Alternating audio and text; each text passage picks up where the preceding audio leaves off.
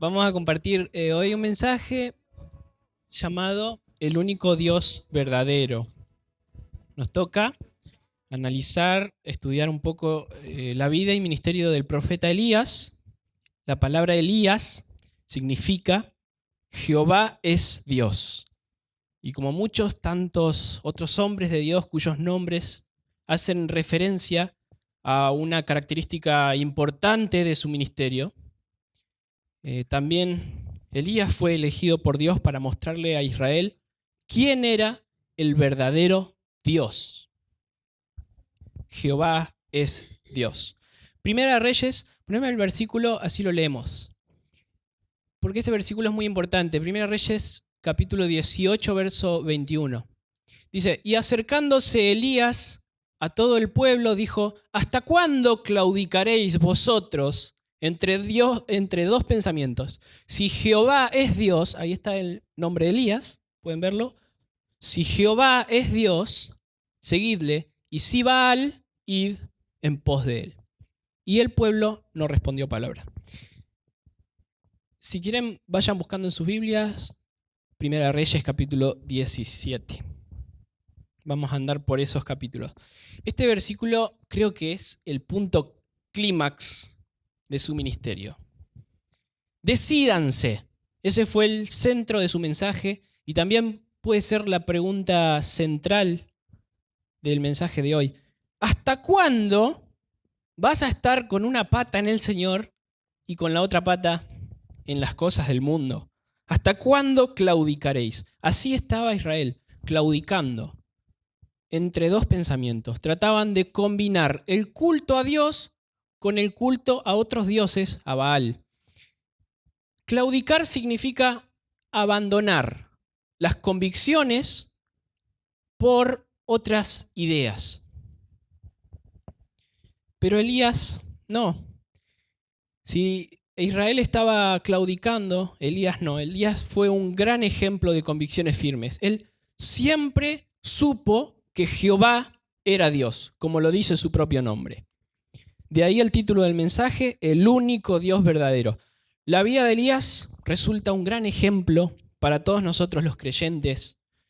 Siempre que analicemos la vida de Elías de diferentes puntos de vista, siempre hallaremos, la utopía a la que todo creyente debe aspirar.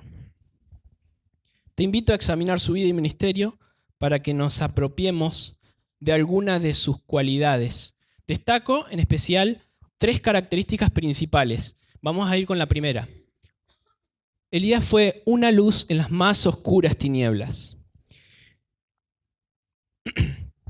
Vayan buscando Primera Reyes, capítulo 17. La semana pasada Rubén nos había anticipado qué sucedió con el reino luego de la muerte de Salomón.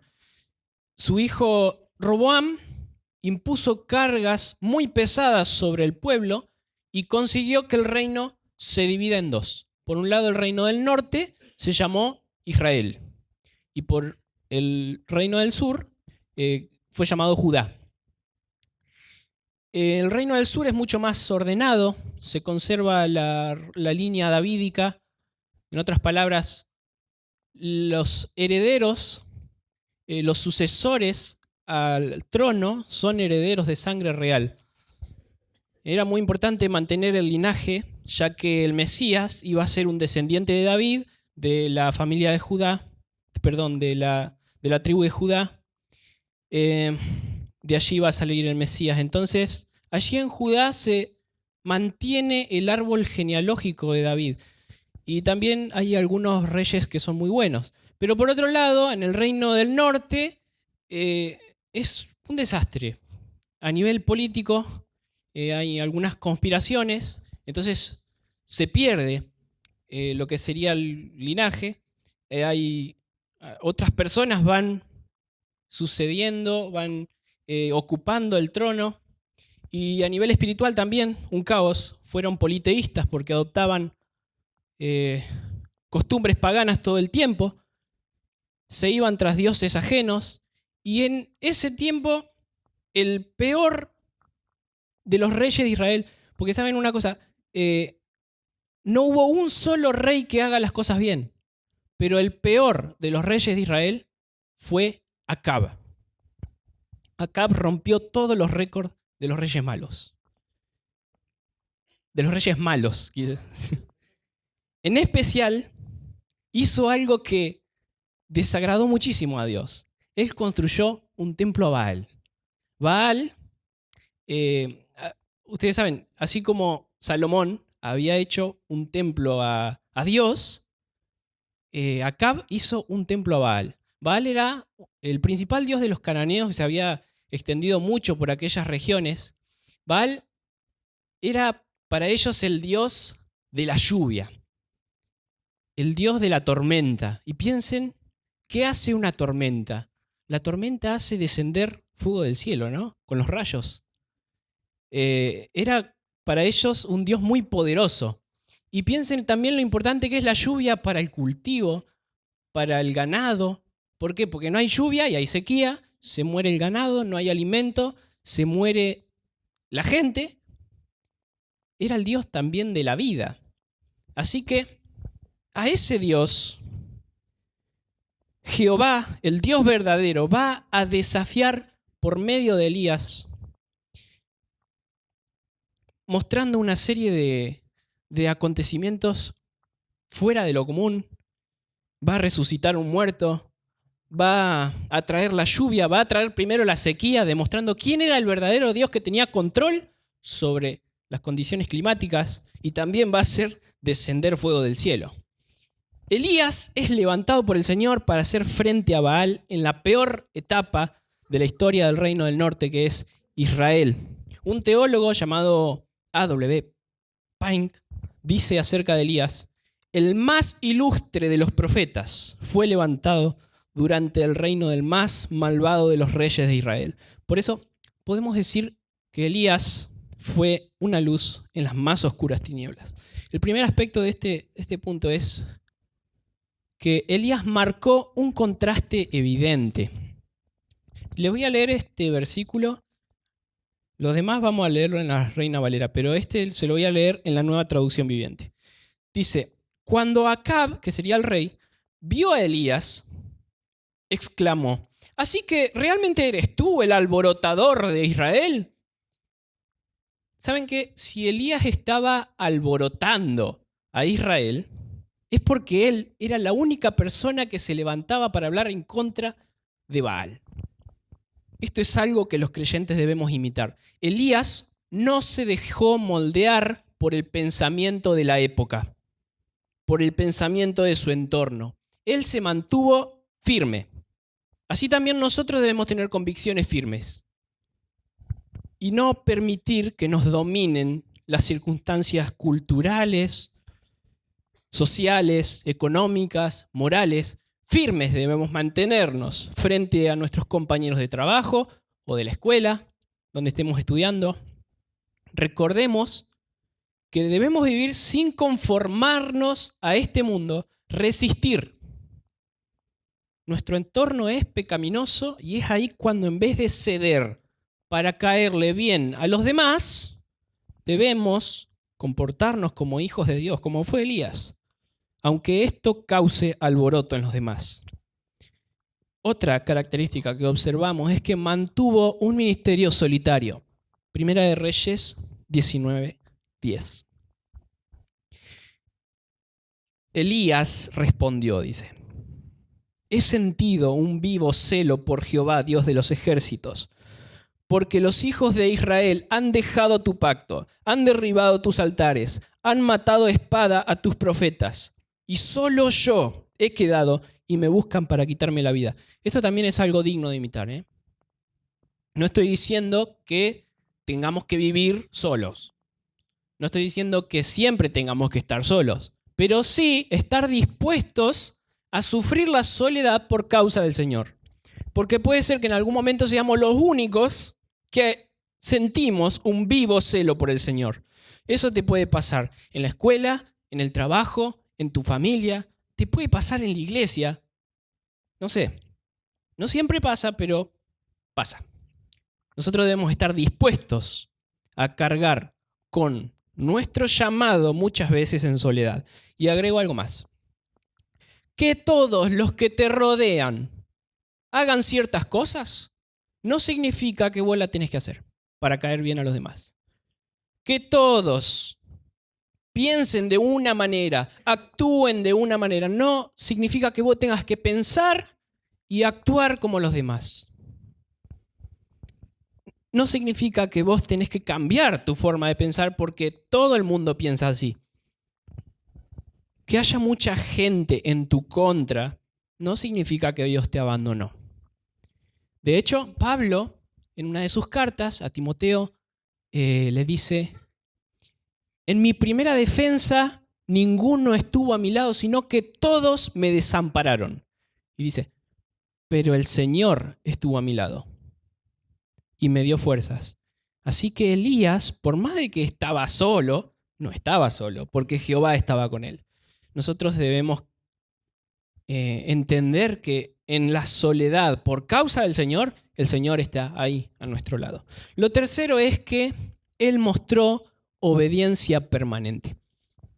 Primera de Reyes 17:5. Dice: y él fue, Elías, e hizo conforme a la palabra de Jehová. Y este versículo, ¿saben? Es un patrón en la vida de Elías.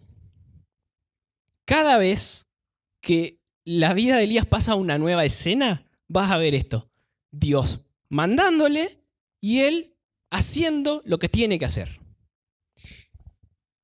Ahora quisiera resaltar algo. Él se destacó por tener una obediencia, a diferencia de muchos hombres de Dios, sin cuestionar jamás a Dios. Esto al menos es lo que se ve en la Escritura. Pero es un gran ejemplo para nosotros esto.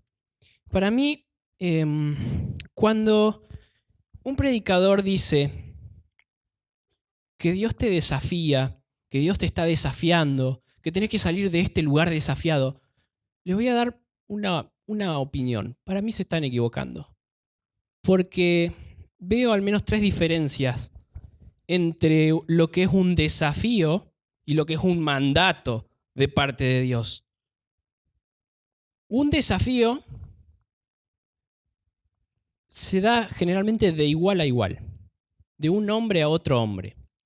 Pero un mandato se da de alguien que es superior a alguien inferior.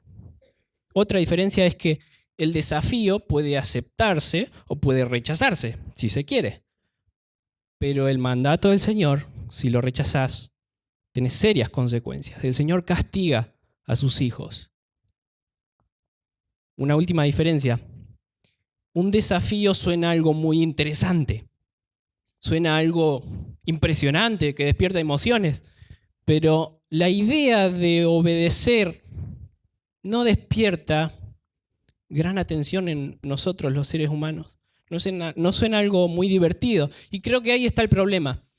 Creo que a veces intentamos hacer que el mensaje de Dios suene atractivo al oyente, que suene interesante, cuando en realidad obedecer al Dios de los cielos debería ser lo más interesante, lo más emocionante de todo. Y cuando decimos que Dios te desafía, estamos rebajando al Dios de los cielos aún igual con nosotros. Estamos consiguiendo precisamente el efecto contrario. En vez de esperar que Dios nos desafíe, debemos esperar que Dios nos humille, que salgamos de este lugar humillados y dispuestos a obedecer. En la historia de Elías está clarísimo, Dios nunca desafía a Elías. A Elías lo manda y él obedece. Dios desafía ¿a quién? A Baal, a otro Dios. Y hoy también Dios desafía a tus Baales cuando toca tu economía, tu trabajo, tu salud, tu familia. Dios desafía a tus dioses ajenos para que aprendas a confiar en el Dios verdadero, que es el único Dios. Pero a vos no te desafía, a vos te manda a permanecer obediente en medio de diferentes situaciones. Hoy tenés que preguntarte entonces, ¿hasta cuándo voy a claudicar? ¿Hasta cuándo voy a vivir sin ser luz en las tinieblas? Elías, una luz en las más oscuras tinieblas. Segunda característica que destaco de Elías es un ministerio intachable. Comencemos con el primer aspecto a imitar, su oración, que está en Santiago. No sé si lo quieren buscar porque está muy lejos. Santiago 5, del 16 al 20. Dice: confesaos vuestras ofensas unos a otros y orad unos por otros. Orad, ¿ok? Para que seáis sanados. La oración eficaz del justo puede mucho. Elías, dice, da el ejemplo, era hombre sujeto a pasiones semejantes a las nuestras y oró fervientemente para que no lloviese, y no llovió en la tierra por 3 años y 6 meses. Y otra vez oró, y el cielo dio la lluvia, y la tierra produjo su fruto. Hermanos, si alguno de entre vosotros se ha extraviado de la verdad y alguno le hace volver, sepa que el que haga volver al pecador del error de su camino, salvará de muerte un alma y cubrirá multitud de pecados. En otras palabras, con nuestra oración no resucitaremos muertos como Elías, no traeremos la sequía o la lluvia sobre una ciudad, no haremos descender fuego del cielo, pero sí podemos conseguir algo que es mucho más valioso que eso. Conseguir que 2 hermanos que están peleados se reconcilien, por ejemplo. Conseguir que un pecador que está muerto en delitos y pecados venga al arrepentimiento y se arrepienta y crea en Jesucristo. ¿Qué puede ser mejor que eso? Tu oración lo puede lograr. Segundo aspecto a imitar: su predicación. Primera de Reyes, capítulo 17, verso 1. Vamos a leer tres versículos. Ahí están los 3, cierto, los anoté. Entonces Elías Tisbita, que era uno de los moradores de Galaad, dijo a Acab, vive Jehová, Dios de Israel, en cuya presencia estoy, que no habrá lluvia ni rocío en estos años, sino por mi palabra. ¿Pueden verlo? Un mensaje claro, conciso, contundente. Así debe ser nuestro mensaje a los predicadores, a los que no predican también porque en algún momento tienen que predicar, a sus familiares, a sus amigos. Un mensaje claro, que no se presta a 2 interpretaciones. Un mensaje sin insinuaciones, sin adulaciones, conciso, chiquito, cortito. Como dijo Hurtado, tenés que poder del consejo de Dios en 1 minuto. Sin mucho gregré para decir Gregorio. Contundente, firme. Miren ahora, 1 Reyes 18. Dice, él respondió, Elías, ¿no? Yo no he turbado a Israel, sino tú y la casa de tu padre, dejando los mandamientos de Jehová y siguiendo a los Baales. Recuerdan que este es un mensaje para el rey. Así que no toma en cuenta el afecto o el caerle bien, ni el nivel de autoridad que tiene la otra persona. Es un mensaje que no intenta caer bien al que oye, solo expresa la verdad por más dura que sea. Primera Reyes 21:19. Atención a este versículo. Dios le dice a Elías que se presente ante el rey Acab. Dice, y le hablarás diciendo, así ha dicho Jehová, ¿no mataste y tomaste despojado? Y volverás a hablarle diciendo, así ha dicho Jehová, en el mismo lugar donde lamieron los perros la sangre de Nabot, los perros lamerán tu sangre, tu misma sangre. ¿Y qué dice el 20? Y Acab dijo a Elías, ¿me has hallado, enemigo tuyo? ¿Notaste algo? Falta la parte donde Elías hace lo que tiene que hacer, ¿no? Dios le manda a hacer algo y parece que no está esa parte. ¿Por qué? Porque la Escritura asume, da a entender que Elías siempre hacía lo que tenía que hacer.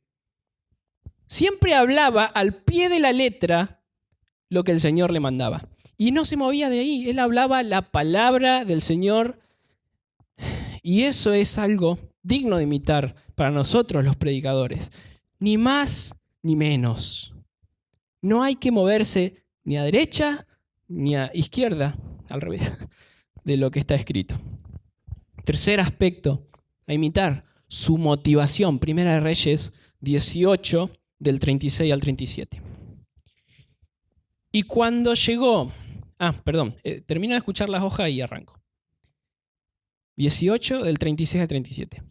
Cuando llegó la hora de ofrecerse el holocausto, se acercó el profeta Elías y dijo: Jehová, Dios de Abraham, de Isaac y de Israel, sea hoy manifiesto que tú eres Dios en Israel y que yo soy tu siervo y que por mandato tuyo he hecho todas estas cosas. Respóndeme, oh Jehová, respóndeme, ¿para qué? Ahí está el propósito, ¿no? ¿Para qué hacía lo que hacía? Para que conozca este pueblo que tú, oh Jehová, eres el Dios y que tú vuelves a ti el corazón de ellos. Elías no hacía esto por su propia fama. No lo hacía para ser aplaudido, no lo hacía para ser visto, para que le reconozcan, para que le digan, sí, muy lindo el mensaje, muy linda la alabanza, muy lindo lo que haces, sea lo que sea que haces para el Señor. Elías trabajaba para que la gente conozca cuál era el Dios único, el único Dios verdadero.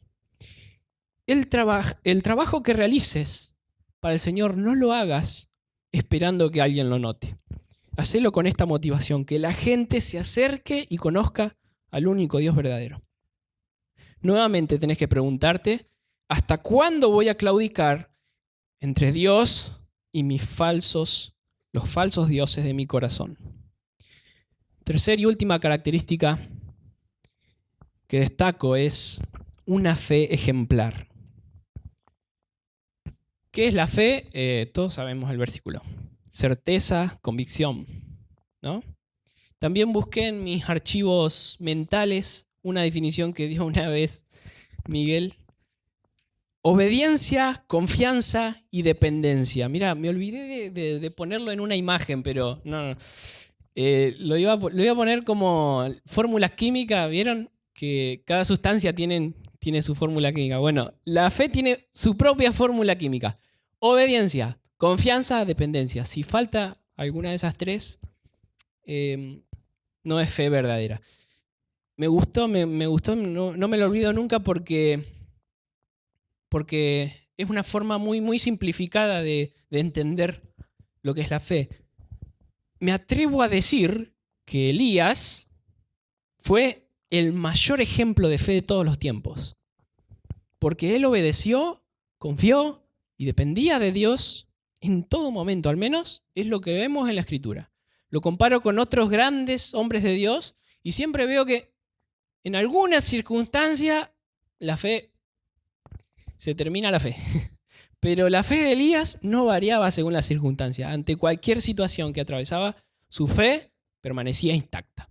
Así que vemos fe, primero, en medio de lo absurdo. Busqué una palabra para decir qué sería aquello que no entendemos, ¿no? Que nos parece absurdo. Primera Reyes, capítulo 17, verso del 4 al 5. Dios le manda a Elías lo siguiente: beberás del arroyo, y yo he mandado a los cuervos que te den allí de comer. Y él fue e hizo conforme a la palabra de Jehová, como siempre. Dios le manda que haga algo irracional. La vida de Elías ahora iba a depender de algo totalmente ilógico: que los cuervos le alimenten. Encima no era cualquier animal, son aves carroñeras, ¿no? Le dice que haga algo que ni siquiera es higiénico, que pues, no es bueno para mi cuerpo. Bueno, una breve enseñanza para nosotros. A veces Dios nos manda que hagamos cosas que no entendemos con nuestra capacidad de razonar. Ahí tenemos que mantenernos en obediencia, pese a que lo que nos está diciendo nos parece absurdo. No uses tu sentido común. muchas veces Dios nos dice por medio de su palabra que hagamos cosas que no nos van a parecer bien. ¿Y qué tenemos que hacer ahí? No, no me parece bien. No. Hacelo igual. Segundo, él tuvo una fe ejemplar en medio del dolor. Leemos a partir del verso 9. He aquí, yo he dado... Perdón. ¿Antes no hay una? Ahí estamos. En fe en medio de la escasez. Sí, ahora sí. La lectura a partir del verso 9. He aquí, yo he dado orden allí a una mujer viuda que tú sustentes. Hoy era a los cuervos, ahora una mujer viuda. En aquel tiempo la palabra viuda es un sinónimo de mujer pobre, de alguien que no tenía para comer. Vemos nuevamente que él obedece la voz del Señor en medio de la escasez. Algunos creen que Dios prueba la fe de la viuda. Yo creo que Dios no está probando la fe de la viuda. Si quieren, echen un vistazo al verso 24. La viuda, luego de que alimenta al profeta, ella dice, ahora conozco. Recién cuando Elías resucita a su hijo que había enfermado y se había muerto, Elías ora por el niño resucita. La viuda dice, ahora conozco que tú eres varón de Dios y que la palabra de Jehová es... O sea, la viuda alimenta al profeta sin tener alimento para ella en realidad, porque tenía solamente palabras textuales, te digo. Ella dice, solo tengo un puñado de harina y un poquito de aceite en la tinaja para cocerlo y comer un pedacito de pan con mi hijo y que luego nos dejemos morir, ¿no? Y Elías viene y dice, alimentame a mí primero. Y después Dios te va a dar para vos, quédate tranquila. La viuda alimenta al profeta, pero no porque tenga fe, sino porque no le queda otra que confiar en el profeta, porque iba a morir de todas formas. Esa es mi postura. Pero por otro lado, la fe de Elías está siendo probada en medio de la escasez. Así como nosotros también, cuando nos falta dinero en el bolsillo, somos tentados a usar el sentido común. Por ejemplo, este mes, no sé, pasó esto, pasa lo otro, necesito la plata, así que este mes no voy a ofrendar, por ejemplo. Ofrendo el mes que viene, repongo lo que iba a ofrendar este mes, no lo ofrendo, me lo quedo. El mes que viene que voy a tener más plata, ahí repongo. No es así. Dios quiere que seas fiel cuando no tenés. No solamente cuando tenés la plata. Dios quiere que pases la escasez. Y que ahí aprendas a confiar, a obedecer, a depender de Él. Eso es fe verdadera. Vuelvo a preguntar, ¿hasta cuándo claudicaréis entre Dios y el dinero? Una más.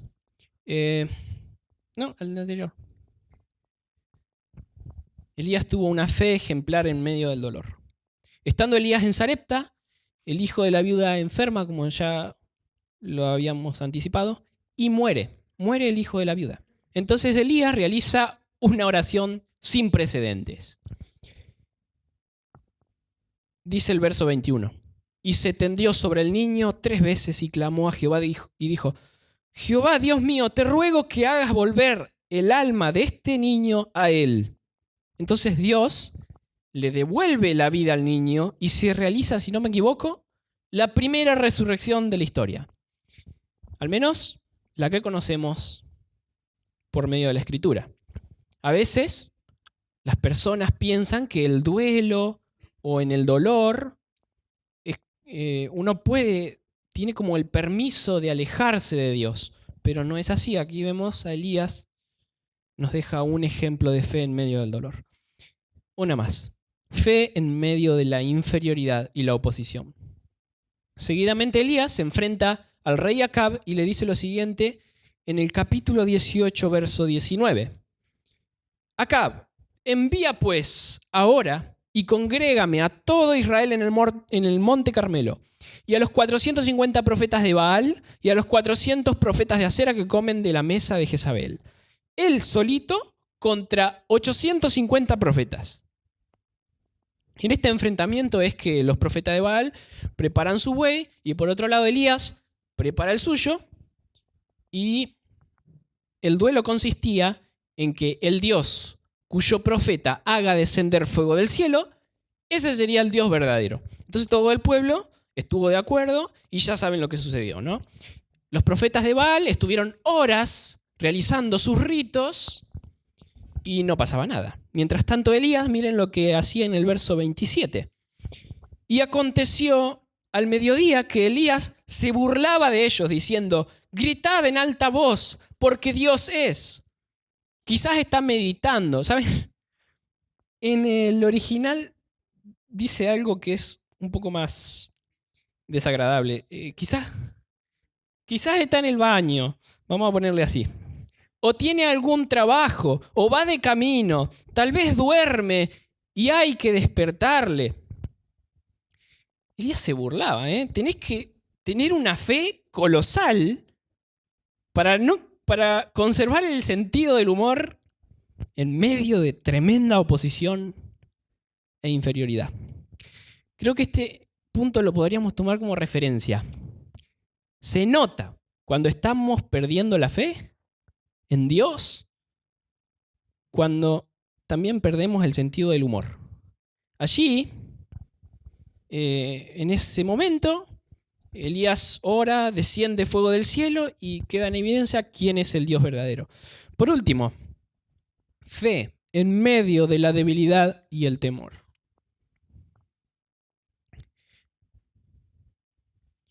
La mujer de Acab, era tremenda. Era muy piadosa, era una mujer, pero era muy piadosa de Baal, no de Dios. Amenazó de muerte a Elías y Elías huye. Se había enfrentado sin temor a 850 profetas, pero tiembla ante la amenaza de una mujer. ¿Cómo es esto posible, no? Creemos que Elías estaba agotado por la tremenda carga de su llamado. Yo predico a 50 personas un domingo y terminó agotadísimo. Así que imaginen por un momento la presión emocional, física, psicológica por la que estaba atravesando. No podía más. Entonces huye, se acuesta debajo de un arbusto y ahí es cuando ora: Señor, quítame la vida. Sin embargo, yo no veo pecado en él al decir esto. De hecho, me siento muy identificado las veces que he estado tan estresado de trabajar para el Señor y he dicho: no, por este domingo no voy a la iglesia, que nadie me llame, apago el celular, me voy de vacaciones, me voy a descansar, necesito descansar. Bueno, Elías se acostó a dormir.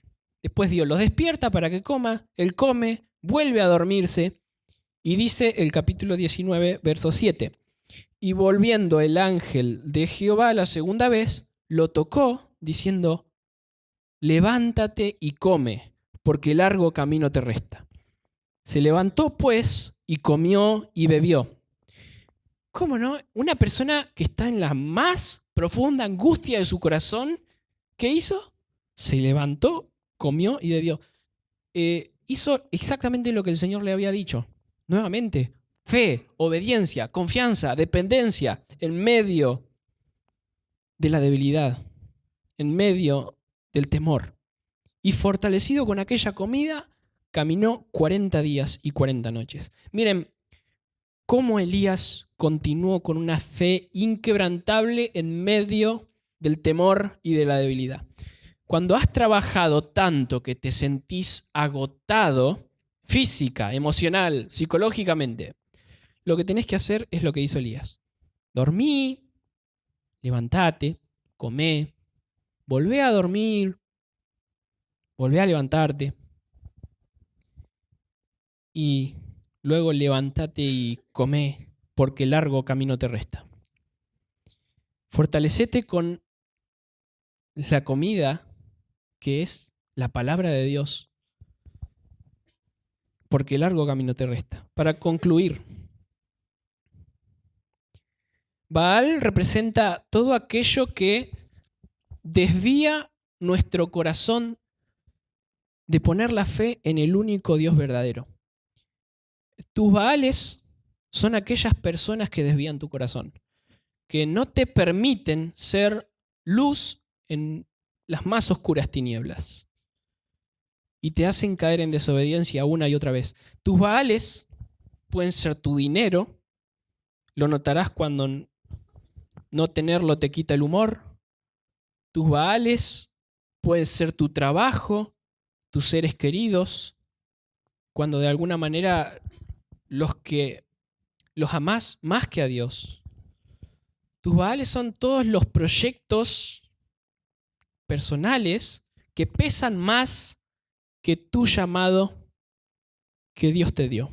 Tu Baal es todo aquello que te motiva más que Dios. Y sea cual sea, hoy tenés que hacer esta oración. Señor, no quiero claudicar más. Entiendo que solo tú eres el Dios verdadero. Quiero obedecer, quiero confiar, quiero depender de ti. Que a través de este mensaje podamos ser un poquito más como Elías, poniendo nuestra fe en el Señor en medio de lo que no entendemos, de la escasez, del dolor, de la inferioridad, la oposición, la debilidad y el temor.